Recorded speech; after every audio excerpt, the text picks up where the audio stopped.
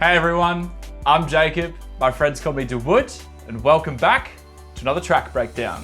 Today we're going to be having a look at Simplicated. This is the last track that I'm releasing before the new album Limerence. So with this track, I had actually just recently purchased Serum. I think it was one of the first tracks I wrote after getting Serum. This is like the OG one before Serum 2. And I think a lot of it was just playing around with presets and just kind of really seeing what Serum can do. At the time, I was listening to a lot of Ben Böhmer, and even though the track didn't really quite turn out that way, it kind of inspired me to write a track that kind of was a little bit more upbeat to what I was writing at the time. Kind of start with a bit more of a bang and just kind of get something that was a bit more uplifting and initially nostalgic feeling. I was listening to like Best Life and Escalate by Ben Böhmer, and I really liked that vibe. And originally I actually wanted to see if I could get a vocalist and do some vocals in a kind of similar style to Best Life, I guess, and Escalate as well. But yeah, that didn't really work out. And what morphed from an original sort of nostalgic feel ended up kind of becoming like epic boss fight vibes, I guess. So I just kind of let the song write itself after I'd gotten the initial foundations down. One of my intentions was really just to learn Serum. It wasn't really so much full-blown sound design, but it was seeing what I could do with the program and with the presets and, you know, kind of stacking synths and getting a bit of a wall of sound going. As usual, kind of went in with a plan, but with my skills at the time, I wasn't really able to implement sort of everything that was going in my head. And so I usually find it easier once I have something down that's okay, I'll kind of let that part write the next section and kind of see what the music gives me, rather than going in with a pre-consisted, idea that gets me stuck in a bit of a box. There was another influence as well, which was Fred V, weirdly enough, is actually one of the biggest artists, or one of the artists I listened to most this year that I wrote the track. And it's like, even though it's liquid drum and bass, there was this really cool thing he did at the start of this track called Divinity. And it was where he has like this sort of kick and bass in sync doing this cool thing leading up to the first drop. And I really, really like the idea. So I kind of used that idea as well, along with the, plucky things that I had going at the start. And yeah, like I said, sort of whole goal of this track was just to try and learn more, get better at production, try and get a fuller sound, and really just explore what Serum can do for me. Let's have a look at the first original ideas that I started with, the original mixes, and then I'll break down some more stuff from the final mix and show you where we ended up. Let's get into it. This is the original saved file that I had for Simplicated, and I'll show you the, riffs that I started with. So if I just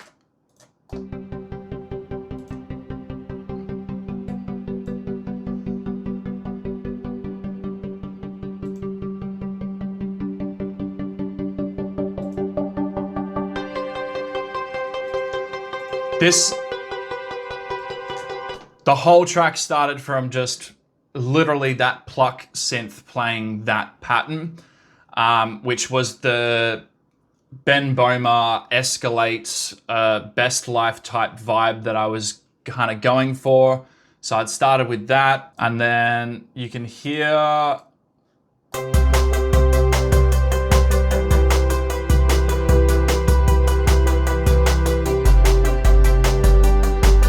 so I already had that sort of bass kick. You can even see I've named it intro bass align, where I've got the kicks playing the same rhythm. Already now you can see I've in my different patterns here, there is a lot of different sort of drum patterns that I've cycled through to get to that point already. If you have a look at the patterns, for example, what I do is I don't want to like delete an idea, because there could be something within that idea that I could use later on or for something else. So I just kind of create new patterns, and then if I build off a pattern, I'll kind of duplicate it and do something like this. So you can see at the bottom here, we've got pattern 2, it's kind of simple, and then there's like a new layer, or there's a new layer, or there's a new layer.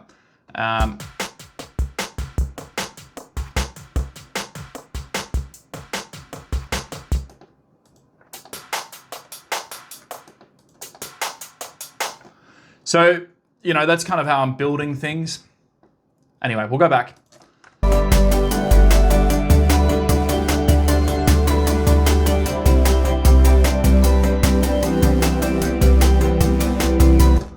And where the original demo or the original save file ended was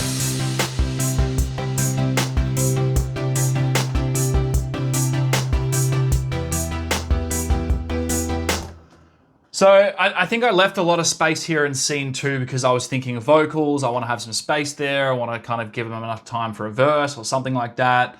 And you could kind of see I had the idea of where I wanted to take the track. After that, I think that was the point where I thought, yep, that's a good enough file. What I do is I don't keep saving the same file in case for some reason it gets corrupted or something happens. I can go back to a previous save or I can go back to a previous iteration that's close enough and I don't lose the entire track. Okay, so I wanted to show you another iteration of the track, still not fully written, still in demo stage, and you can kind of see it slowly taking shape and progressing through, but you can see where I am stuck.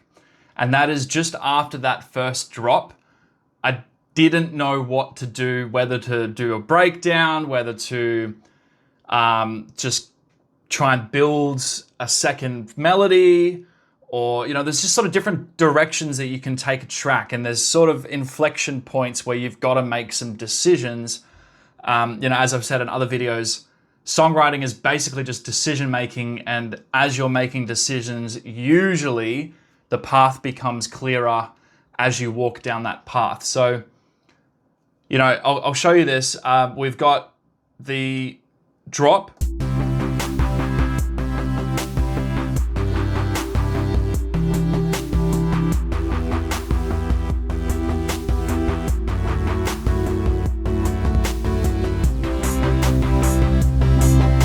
You can see that it's really starting to take shape, develop. I'll skip a bit further up.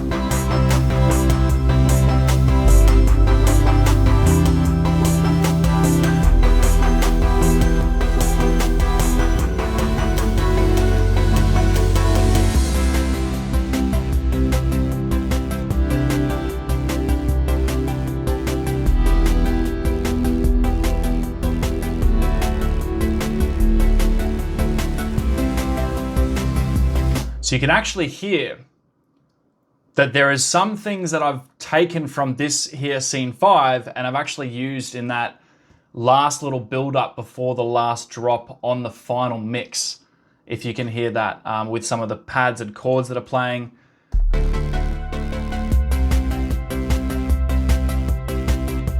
So this one's got a driving sort of 4 to the floor kick going.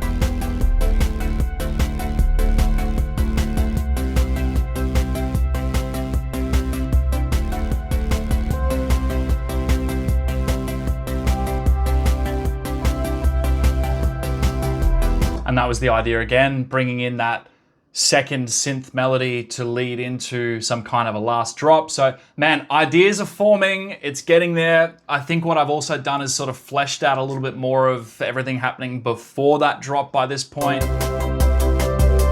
It's kind of sounding a little bit more mixed. One of the ideas that didn't make it, or one of the ideas that, you know, wasn't quite what we wanted, I'll have a look at some things here. So this is scene 4-1. It's not even in the track.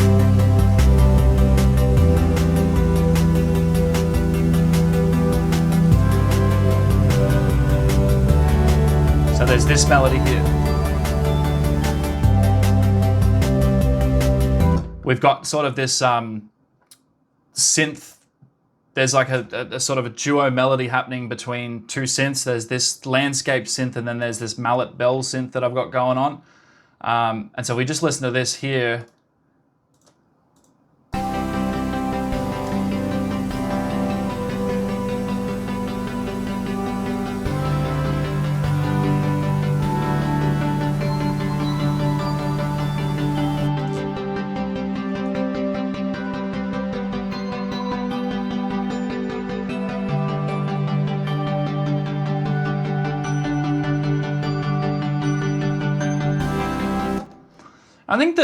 I just wanted to show you this because like you can see, just even now, and this is not even a fully written track or anything, but just the amount of patterns and different iterations. I'm just throwing stuff and just seeing what works with what and making slight changes as I'm going. I don't want to delete, like I think it's just this part of me that doesn't want to delete an idea because you just never know where it'll fit. And like later down the track, you could be, and I've done this as well with some recent music that I've written, it's sort of, you kind of get to a point, you go, oh, there's an idea I could use from this other part and I can put it in here. Or if I change the sound of this instrument but keep the melody the same, then I can do it like this. Let's look at the final mix now. We'll go through each instrument and we'll see how we've built each instrument to make it work. Okay, having a look at the synths, there's a fair bit going on. We'll use... So we're gonna just start with the plucks and we'll just listen to what we've got here. Very much still the same things that we had going on in the original, just mixed a little bit better, nothing crazy. But as you can see, there's 3 separate plucks here. Lead 1 sitting in the middle. We have other 2 plucks sitting slightly left and slightly right. So if we just play this lead,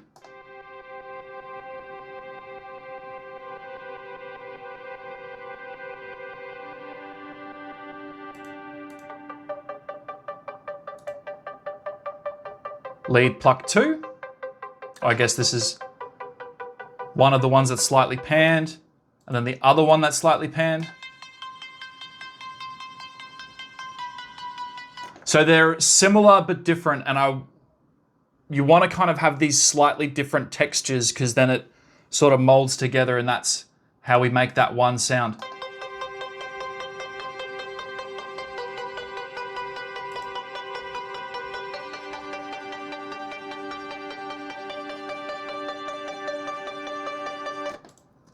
Have a look at the pads. So again, many different pads, all just using Serum.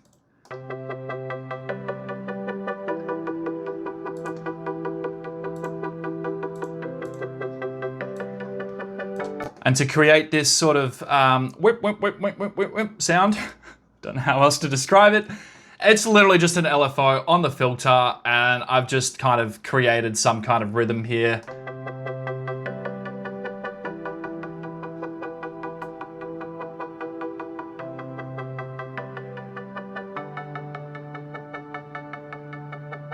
Together.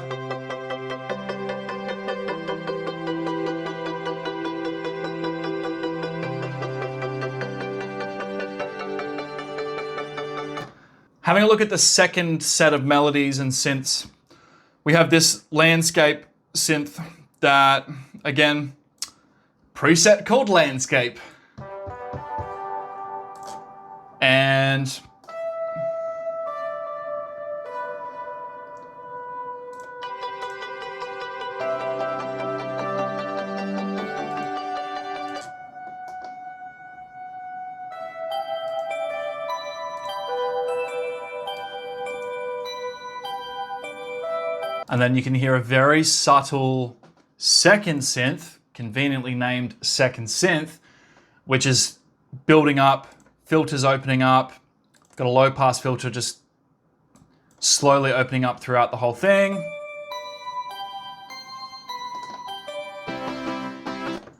And then we get to the drop. So let's have a look at the drop. Now this part here is really just when I wanted wall of sound, stack the synths.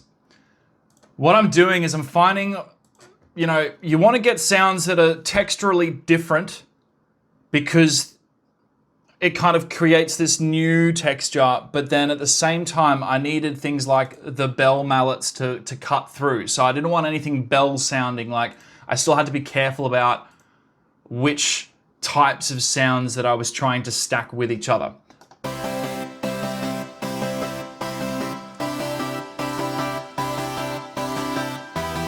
And this is just opening the cutoff.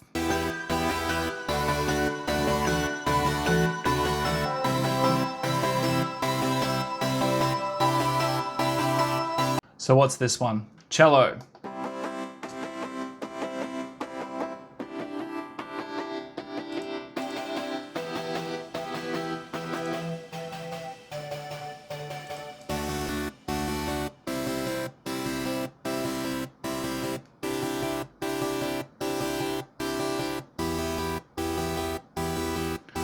I think this is actually a sound I might have even made. I can't tell you for certain, but it looks like just with the init sitting there, it's initialized. It must have been one that I've actually maybe created, who knows? I mean, it seems pretty basic.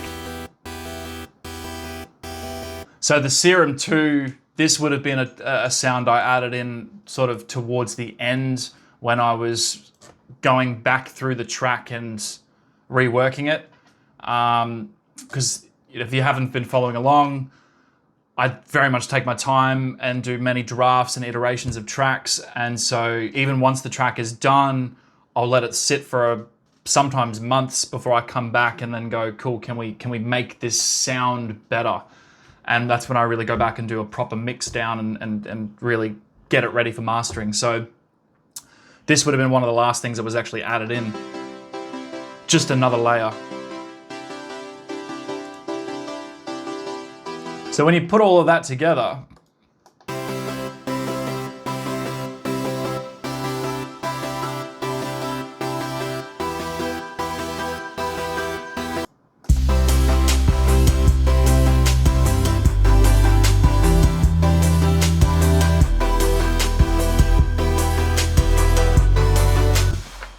in terms of melodic synths, I think there's not too much else other than the last drop. In this bridge section here, we bring in a piano. And honestly, my favorite piano VST is Noir. I just feel like the sound sounds so realistic, or at least, you know, it does a piano good justice, in my opinion.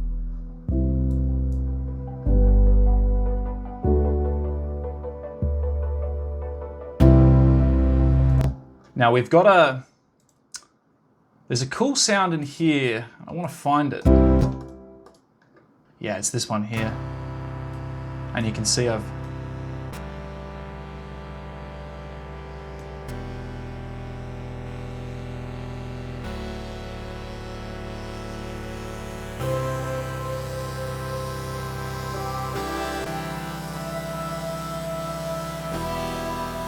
there's something about this gritty, buzzy, distorted type sound that I just really like. And I think it comes from the days of listening to a lot of noise rock, and you know, like bands like Lightning Bolt was just one of my favorite bands back when I was a teenager. Just like that heavy, I don't know, distortion, but not quite distortion. I can't really quite describe it, but there's that buzz. Now, the last drop has, I think, an extra bass synth in it, which is what creates the sort of that last epic melody. This one here. And I've just got two that are at different octaves, thicken out the sound.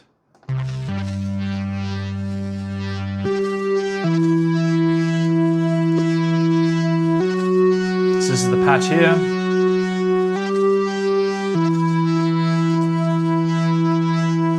So let's have a look at the bass. There's a few basses going on here. One of the things, actually one of the challenges when mixing this track was stacking. I've got I guess a stack of basses here. This sub 808 is an 808 sub, which is, like I said, that idea from Divinity with Fred V. So that's all that's happening in the intro at the start there. And one of the feedbacks that I got from Jake when I sent it in for mastering was that the response or the sub response wasn't actually lining up. So some notes were actually resonating quite well, and then other notes were just not cutting through. So I had to kind of find the frequencies that weren't really cutting it and kind of just up those. to get a more even response across that bass spectrum.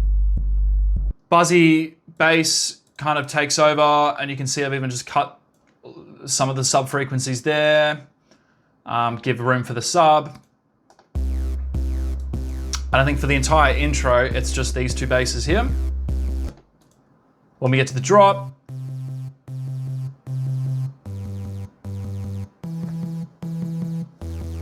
we start with the buzz, and then we bring in the lower end further as the drop progresses. So Amatrin is my sub frequency. If you're listening to that on the phone, you wouldn't even hear it. So that's just full-blown sub.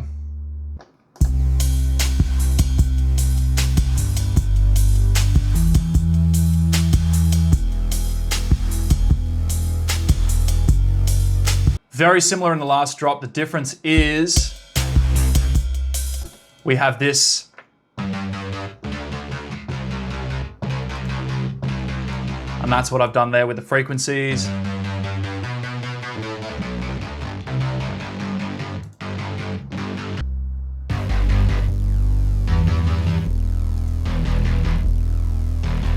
So we'll have a look at the drums. Not quite much with it. There's a lot of hi-hat patterns going on.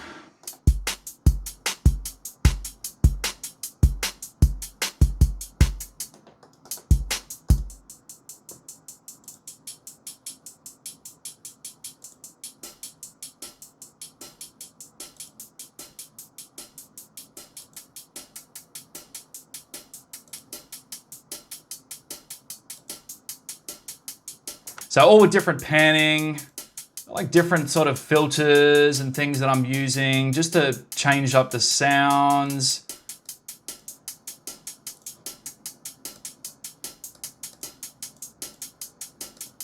There's another one.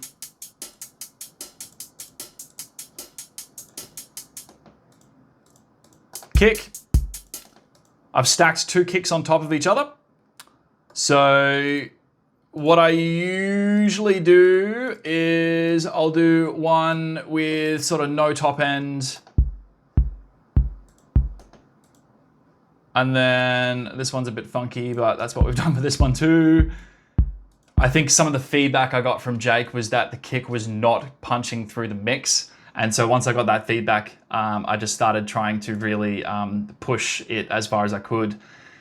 And so there's just like, I'm just using Serum 2 effects, chuck a compressor on there, crank it up, and that's gonna help it punch through. Now what I'm also doing as well is, we'll have a look at this, but there is this clap part, sorry, there is this,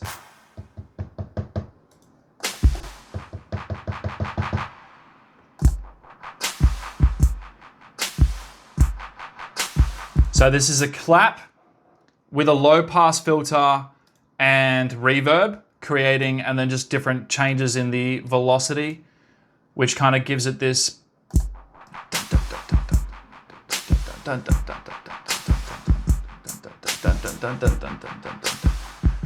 It's my lovely vocals there. Just extra, people call it ear candy. It's just an extra like sort of layer, give it a bit more of a feel. And then, you know, again, another clap. This time we've just bumped up this range here and then slapped on some more reverb for that.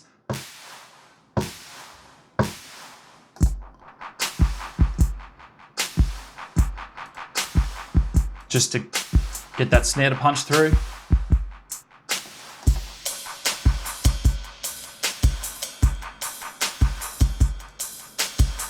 The ride. We have two rides.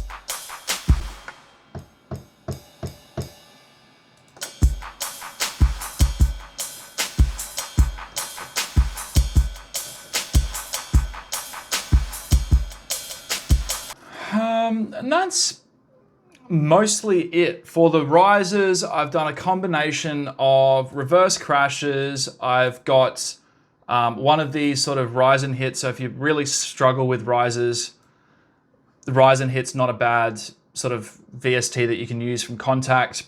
Gives you some like sweeps and things, and you can change the length. So this is one of the ones that I've used.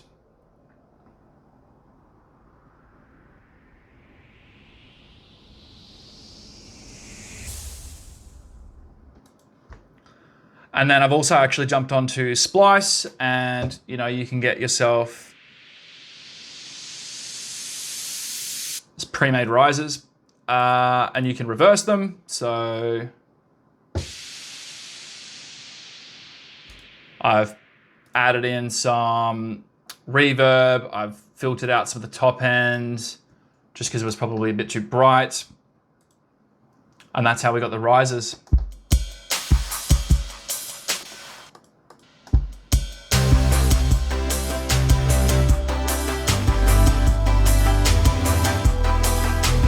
To give that last drop more oomph, you can hear the rise into that halfway point here.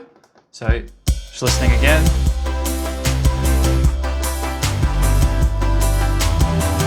So another rise is starting here.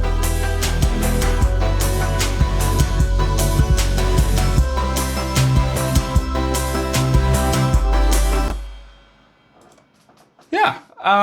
And that is the track. Thank you. I hope that you have learned something or seen something that has sparked some thoughts and ideas that's going to help you write something, or you've just learned something new, or you've just had some fun, whatever it is. I appreciate you watching. So thank you for following. Thank you everyone for watching. I appreciate your support.